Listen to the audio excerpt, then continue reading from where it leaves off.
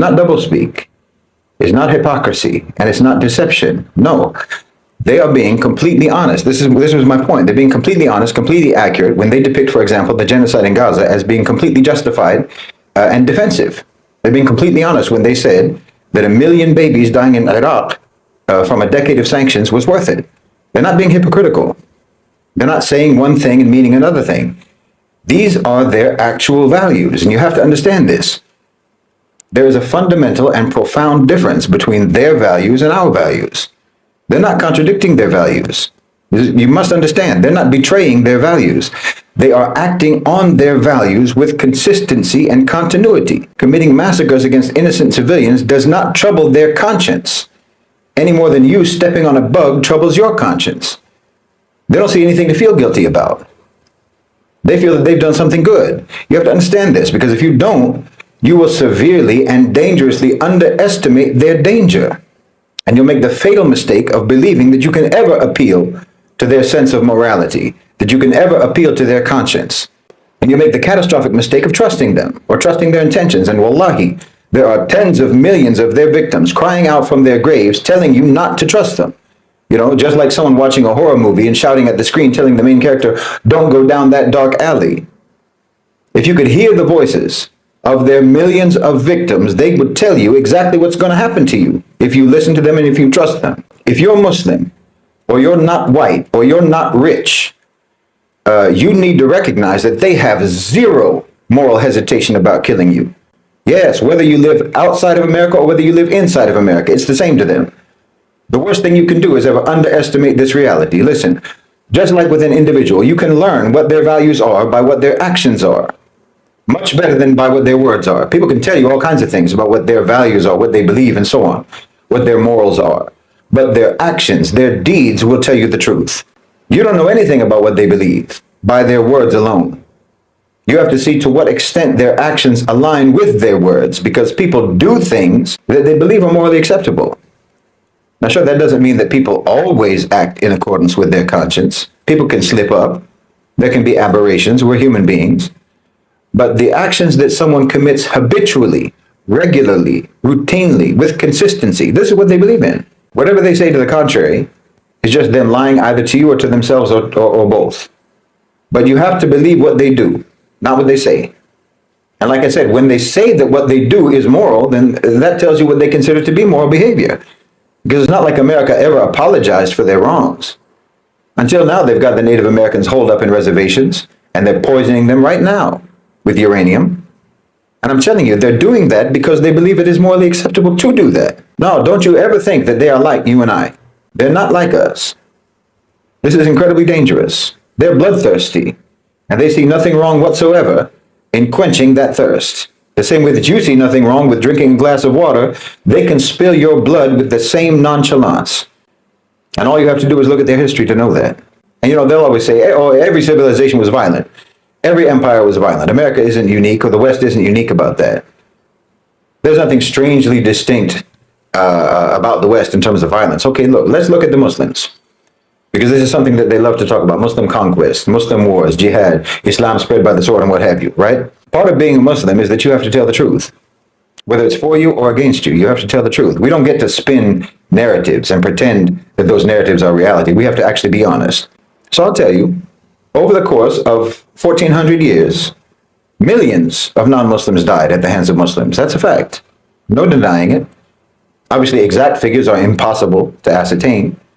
And the numbers of casualties in battles back in those old days are generally understood to be exaggerated. But according to historians, from the time of Rasulullah sallallahu alaihi wasallam until today, somewhere between 15 to 25 million non-Muslims have been killed by Muslims. That includes the battles in Persia, the Byzantine Empire, the Levant, Egypt, and so on. You know, the early conquests, it includes Spain, all the battles of the Umayyads, the Abbasids, the Seljuks, the Ottomans, and so on. It also includes the massacres against the Armenians and the Assyrians. It even includes the civil war in Sudan, South Sudan, Darfur. It even includes acts of terrorism by like Al-Qaeda and ISIS and others. Now, of course, overwhelmingly, the majority of those casualties throughout history have been soldiers in battle, not civilians. But there were civilians too, obviously.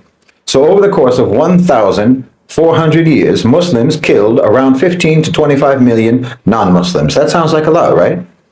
That makes you think that, yeah, it's true. Every civilization, every empire was violent. So why point to the West so particularly? Well, because in roughly a third of that amount of time, the West killed 275 million more people.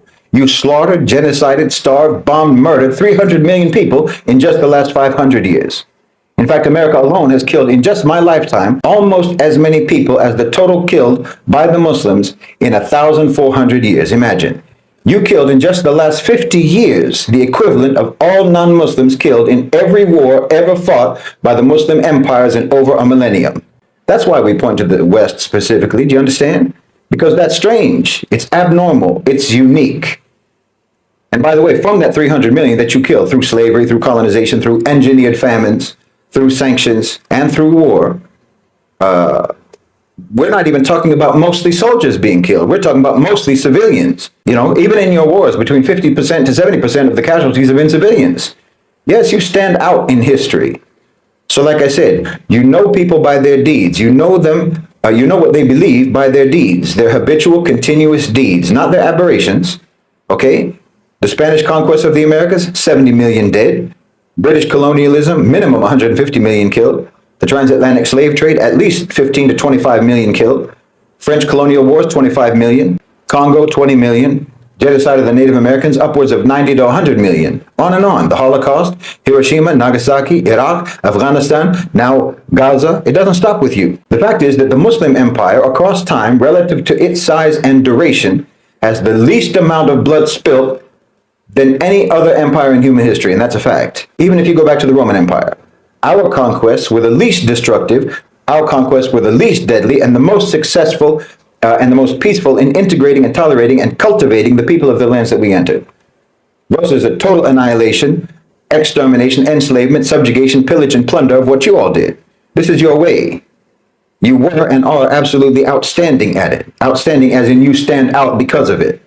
And you do that because you truly believe in it. And like I said, you really don't care if your victims are outside of America or inside of America. Because if you look inside America, what do you see?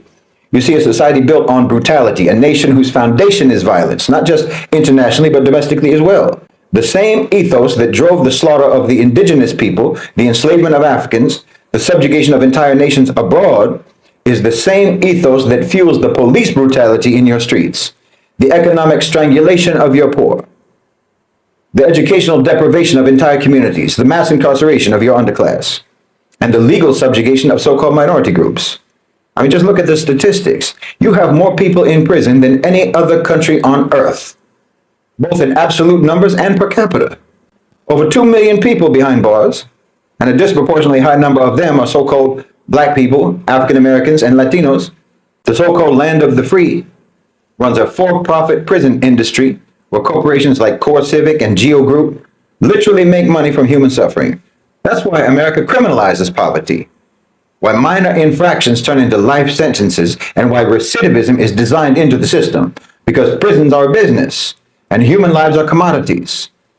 What about police brutality? Well, every year, I've talked about this so many times, thousands of Americans, thousands, are gunned down by the very people who were sworn to protect you. Your police departments are outfitted like military units, armed with tanks, automatic weapons, treating their own citizens like they're an occupying army, the way an occupying army treats an enemy population. And who bears the brunt of this? Who are the prime targets for this domestic war? It's African Americans, Latino youth, indigenous communities, so-called minorities, members of the global majority. The same groups that have been subjected to violence for centuries in their countries of origin.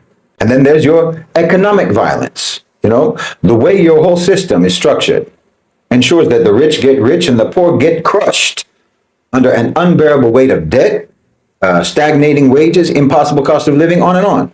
How many millions of Americans are just one medical emergency away from bankruptcy?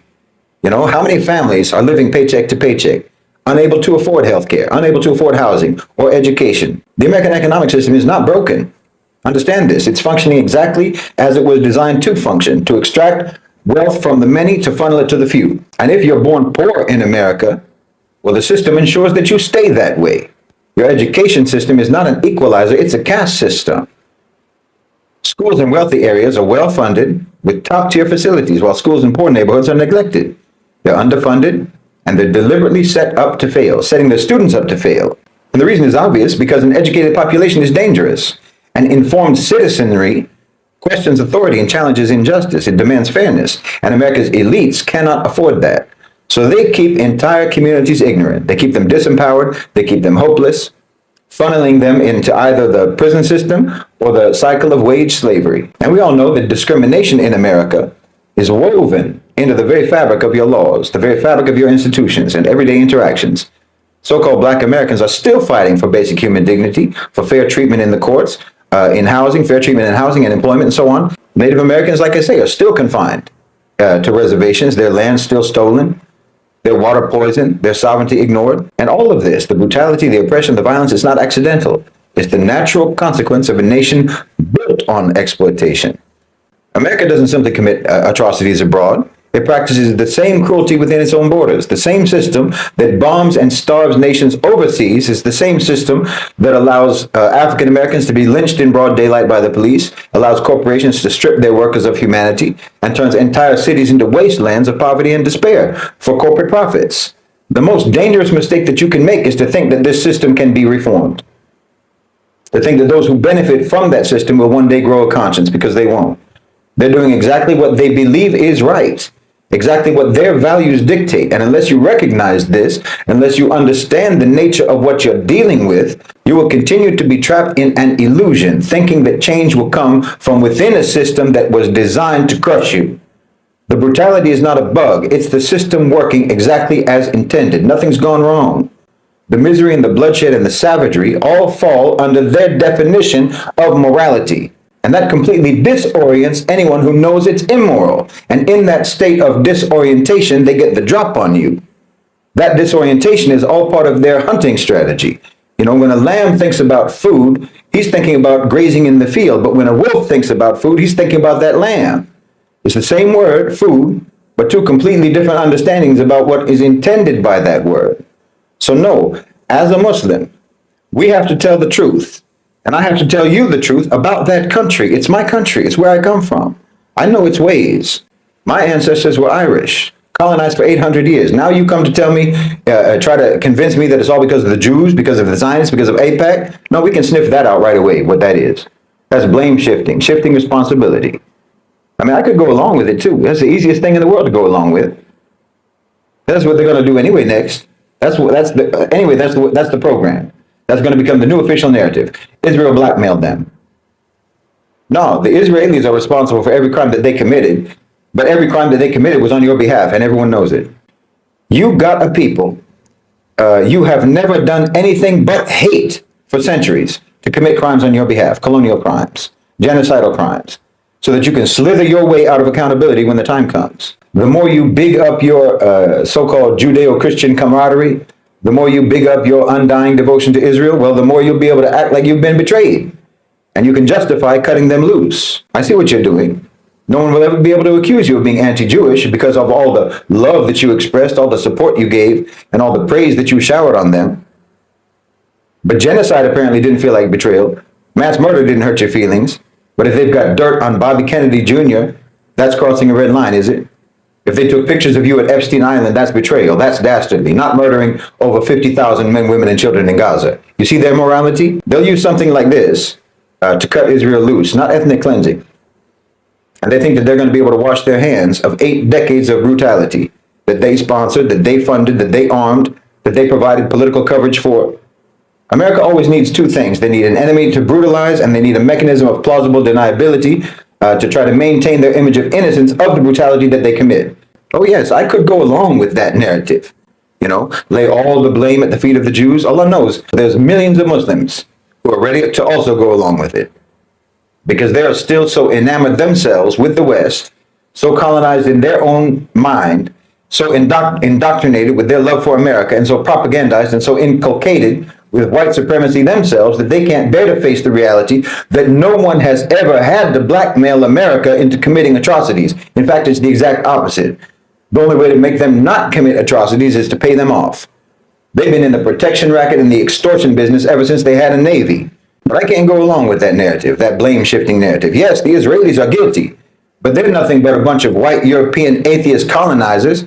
They're nothing but a pseudo-Jewish brigade of American imperialism. That's what they are, imposing American values on Palestine. Every century that America has existed since 1776, every century has had a higher death toll than the last. From the hundreds of thousands in the 18th century to the millions in the 19th century to the tens of millions in the 20th century, and you're already over 6 million in just the last 20 years. You don't get to be that continuously violent, that consistently savage, and that persistently psychopathic and still get to call yourselves the greatest country on earth unless that is exactly how you measure greatness. You understand? You've killed in just the last 2 decades almost half the total deaths Muslims caused through dozens and dozens of battles over 1,000 years. You'll say that's because of technology, but you don't understand that that's nothing but an admission of what I'm saying. It's a confession. Because violence and brutality are made possible by two capabilities, the weapons and the will. In other words, there's no question about you having the will. So the more technologically sophisticated you become, it just means that the scale of your violence will increase. Because it's just a given that you're going to be violent. Because again, that's what you believe in. Those are your morals. Those are your values. Like, of course, we're going to kill. And if we have more efficient ways of killing, then obviously we're just going to kill even more. That's what you're saying. I mean, I know we'll never get the predator to own up to his predatory, bloodthirsty values, but at least the victims need to face the reality. The global South, the Muslim world, the Muslims in America, so-called minorities in America, the poor in America, everyone needs to know. A wolf's conscience is not bothered when he devours his prey. He doesn't see a victim, he just sees a meal. And he's not going to change his nature. He's got his hunting strategy, so you have to focus on your survival strategy. So at the very least, you have to recognize when you're looking at a wolf. What's up, guys? Welcome back to the channel once again. Now, this is the time for black people, for the black community to come together and unite. Before his assassination, Malcolm X spoke powerful words. He said that a time will come when black people will unite and that we will finally understand the importance of unity among ourselves. And looking at everything happening today, don't you think this might be that time he was talking about? So let's watch this video together and afterward we will have a quick discussion about it. Thank you so much. Kindly subscribe if you haven't, like the video, share and also comment. I'm your host, Dash Lifestyle. Most white people don't see racism. I know that it seems unbelievable because the signs are there if you look for them, but we don't see racism because we're spoiled. That's right, I said it. Here's how I personally illustrate this as an analogy from my personal experience. I have had problems with my feet all my life. And if I am having foot pain, all I can think about is how much my feet hurt. But when I found a style of shoes that were right for me, I realized I hardly ever think about my feet anymore because they don't bother me now. If something is causing you pain, you think about it. You think about how to make it stop. Or you give up thinking about it ever stopping and you think about how to endure it, how to live with it, how to fight it, how to minimize it. And that applies whether it's foot pain or racism. Most white people very rarely have to think about race unless we make a decision to think about it. And that's a choice for us. It's optional. It's not something we're forced to confront every day. As white parents, we tell our kids, if you get into trouble, find a police officer. They'll help you. Black parents would never do that. People of color give the talk about how to minimize the risk of getting killed by cops. If something doesn't hurt you, you don't learn to watch out for it. That is why white people don't get it when it comes to race. We walk through the world thinking our experience is the norm. So when black people describe being followed, being profiled, denied, or dismissed, it doesn't line up with what we have experienced. So we assume that black people are exaggerating, or too often we assume that it means that it's just not really happening. But the truth is, and I'm talking to white people here, racism isn't always blatant. It's not always a burning cross or a lynching. Sometimes it's a policy or a pattern that benefits us and makes us comfortable so comfortable that we don't even notice. When it doesn't block your path, when it doesn't cause you any pain, you might not even notice that it exists. That's what white privilege is. Not just what you get, but what you never have to see. If my videos help you see something more clearly, please share. One share shows you care about setting the record straight. And if you want to help me keep making this kind of content, you can leave a tip at coffee.com/Kelly Snyder. The whole history of America is the history of rich white men telling not rich white people that their enemies are black and brown. It starts in the colonies of what would become the United States. Let's remember, during the colonial period, mid-1600s, there was no such thing as white people. I know some people who are now called white find that shocking, right? Because they think whiteness is real, right? But whiteness was created. Europeans didn't call themselves white. We didn't call ourselves white. We weren't all members of one big happy family. Are you kidding? Have you studied the history of Europe? The history of Europe was about killing each other. That's what we did in Europe. We just killed each other before we figured out there were other people to kill. We just killed each other, right? I mean, that was the history of Europe. The English hated the Irish, right? Northern Italians didn't even think that Southern Italians were Italians. The Germans hated everybody, and everybody hated their ass right back, right? There was no team called white, no race called white, but all of a sudden, in the middle of the 1600s, there was. Why? Why was it suddenly necessary to create this thing called the white race? Well, because rich people can count, that's why. And so rich folks looked around, the ones that owned all the land, in the colonies, the colonial elite, looked around and they realized something, that they were heavily outnumbered by African enslaved folks, by European indentured servants, who were just one level above a slave, or other Europeans who weren't technically indentured servants, but they were still peasants, didn't have any money, didn't have any land, and they could do the math. They added it up, and they were like, damn, we got to figure out a way to split these folks apart from one another, or they're going to rise up and take our stuff, right? Because after a while, these black folks who were enslaved Africans and these quote-unquote white folks who were poor Europeans are going to figure out they're all getting played by these rich people.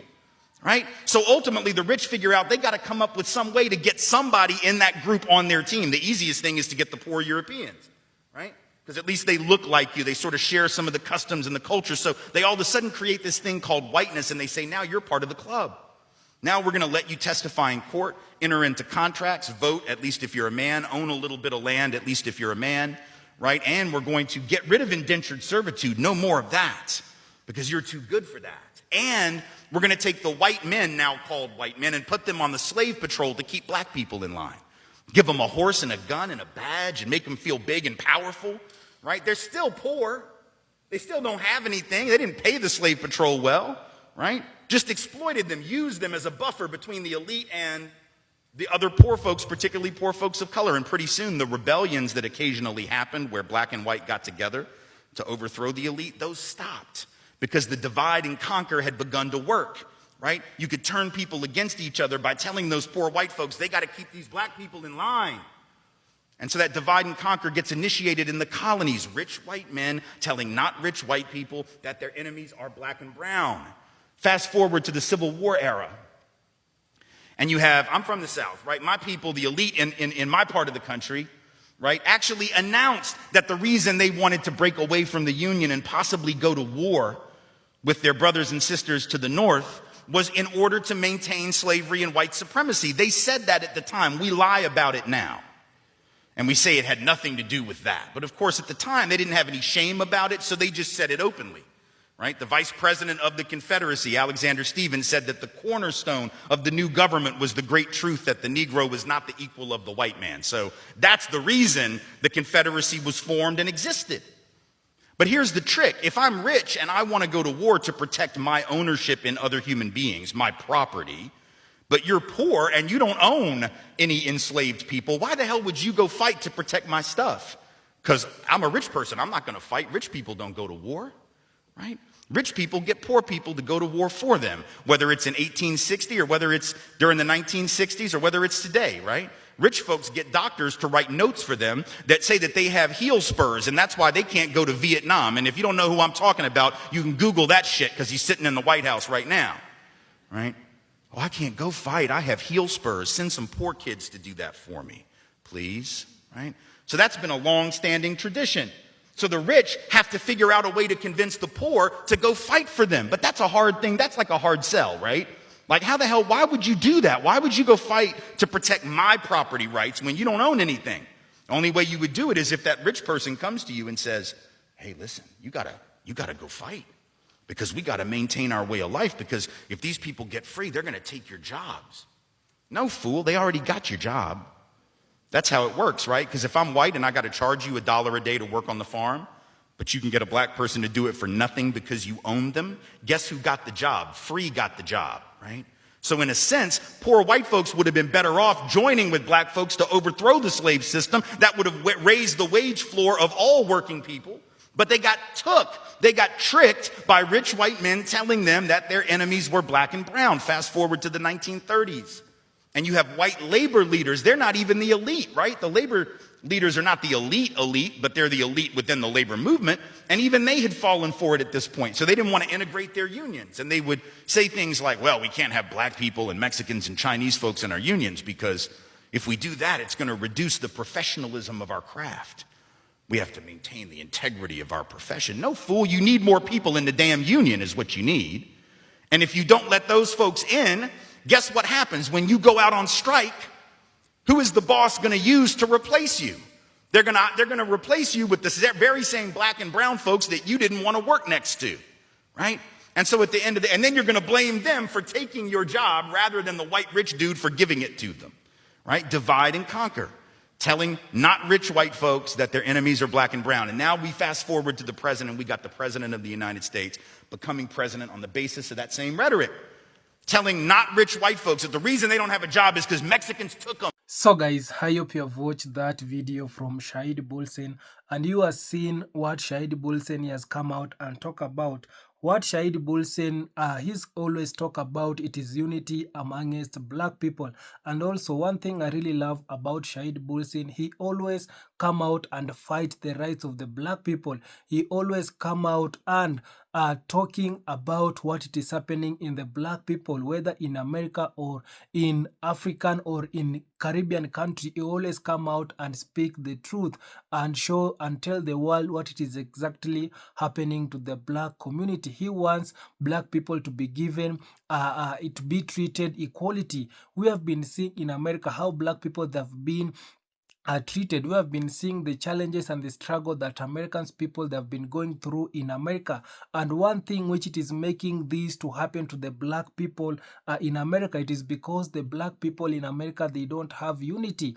Unity, it is the best disease that black people they are having, because we as black people, we are known of supporting these other races. Black people, you will find a black person going to shop in an white store or Chinese store or Indian store. You will find a black people that the first race to go and support these stores or the supermarket or their hotels. Black people, they usually go and support them.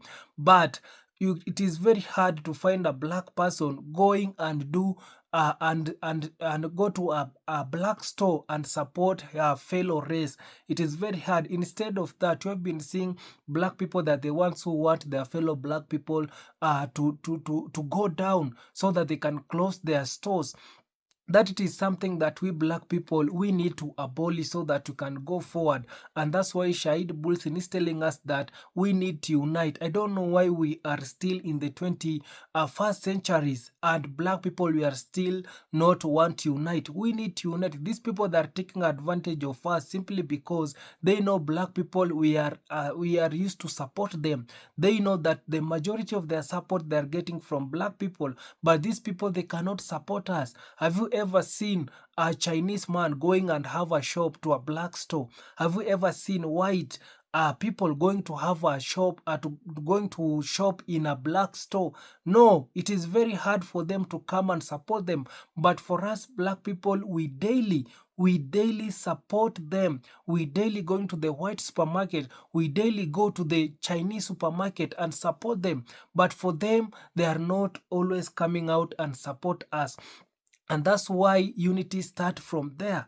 And also the reasons to why black Americans, their voices, it is not being heard in America, it is because the black people, they are divided in America.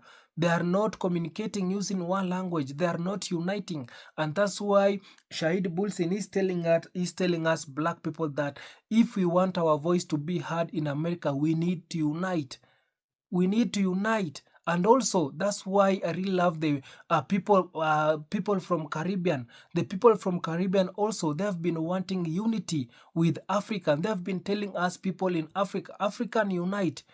It is not only black Americans they need to unite. All black people in the world, they need to unite. The reasons why African country, it is behind, it is because of disunity. Africans country, they are not united, and that's why they are behind in terms of development. So the things that it is lacking us behind as black people, it is unity. And that's why I've been telling you that the biggest fear that these people they are having towards us black people, it is seeing us uniting. These people, they don't want to see black people uniting. They don't want. And that's why they always fight to divide us black people. Do you remember the story of how the black people from Caribbean, they when they are coming to United States, the white folks, they are telling them that we are giving you jobs simply because the black Americans who are here, they are lazy. You can imagine that it is how they usually create a fight between the black people in the Caribbean and the black Americans. So when the black people in the Caribbean, they are coming in America, these American people, the white people, they usually tell them that bad things about black Americans so that they can make black people in the Caribbean to start hate black Americans. And that's how these people, they always create division. That's how they usually create division, and that's why you can see the black people from Caribbean and the black Americans, they are not they are not uniting, simply because the black people in the Caribbean, they always see black Americans as lazy. And it is not like that. The black Americans refuse to work to the white people because these white folks, they are not paying them how it's supposed to be. They are being paid low wages. And these people, they are not being given equal treatment. So that is one of the reasons to why black Americans, they have been refusing to work to the white people. Because white people, they want to treat them as slavery. They want black people to work for them for free. Or they want black people to pay black people low wages. But that black Americans, they won't take it. That's why they've been reluctant not to go and work to the white people. So this is how these people, they always create division amongst black people. They don't want black people in the America. Don't want black Americans to unite with the black people in the Caribbean, and also they don't want African people to unite with the black Americans and also the black people in the Caribbean. They don't want. All they want to see, it is us black fighting each other, so that they can be happy seeing our us black people not uniting, because these people, they fear our unity. Because when black people, they will come together and unite, you can imagine when black people, they will come together and unite, these black people will be the strongest race in this world. And also black people, they will do anything they want. And that's why these people, they fear. So guys, I want to read some of the comment here and see what people that have come out and say.